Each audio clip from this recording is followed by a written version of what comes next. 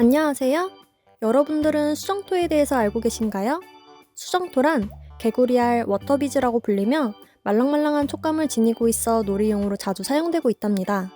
오늘은 방향제, 수경재배, 기저귀 등에 주로 사용되는 수정토에 대해서 알아보도록 하겠습니다. 수정토란 우리가 흔히 먹는 김, 건조식품 등에 들어있는 실리카겔과 비슷한 크기를 지닌 작은 알갱이로 물을 흡수하면 최대 100배까지 커지는 고흡수성 플라스틱입니다.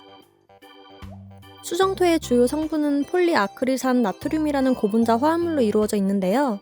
폴리아크릴산 나트륨은 냉동식품의 택배 상자에 들어있는 젤 아이스팩의 성분과 같답니다.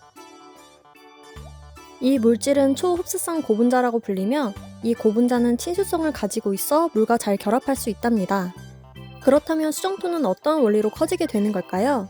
수정토 내부의 고분자 망상 구조에는 물을 잘 흡수할 수 있는 친수성 그룹이 있는데요. 외부에서 물이 공급되면 물 분자가 고분자 내부로 들어가려는 힘이 작용한답니다. 하지만 고분자 내부에는 이미 일정량의 이온이 포함되어 있어서 농도 차이 때문에 삼투압이 발생하게 되고 이로 인해 외부의 물이 고분자 내부로 계속해서 들어가게 된답니다. 물이 내부로 들어가면서 고분자 사슬 간의 거리는 점점 벌어지고 물 분자가 사슬 구조 사이에 갇히면서 팽윤이 일어나는데요. 이 과정에서 수정토는 원래 크기의 수십에서 수백 배까지 커질 수 있답니다. 고분자 내부에 더 이상 물이 들어갈 수 없을 정도로 팽윤이 진행되면 평형 상태에 도달하여 더 이상 크기가 커지지 않는데 이때 수정토의 내부와 외부의 삼투압이 균형을 이루게 된답니다. 즉 삼투압은 물이 농도가 낮은 곳에서 높은 곳으로 이동하는 현상이고 수정토 안에는 물보다 농도가 높은 고분자 물질이 있어서 바깥의 물이 안으로 들어가면서 수정토가 커지는 것이랍니다.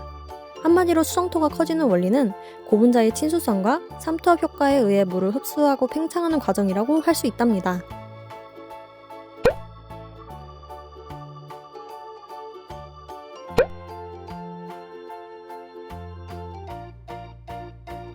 그렇다면 수정토를 사용한 후에는 어떻게 보관하는 게 좋을까요? 수정토는 밀폐 용기에 넣고 햇빛을 피해 보관해야 하는데요. 건조한 곳에 두면 물이 증발하면서 다시 작아진답니다. 오래 사용하지 않을 때는 물을 빼고 건조시켜 보관할 수 있답니다. 또한 사용한 수정토를 버릴 때는 절대 변기와 하수구에 버리면 안 되는데요.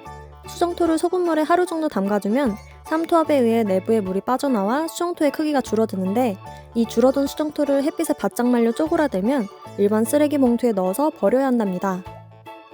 수정토에 대한 궁금증이 풀리셨나요? 그렇다면 이번엔 야광 글리터 스마트톡을 만들어 보겠습니다.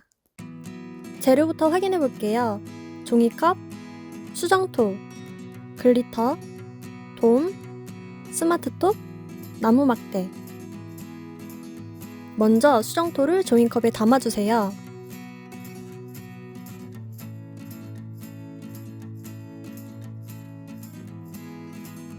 글리터도 종이컵에 넣어준 다음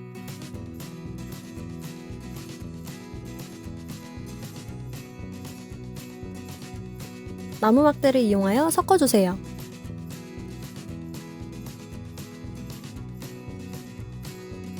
다 섞었다면 이번엔 돔 안에 넣어줄게요.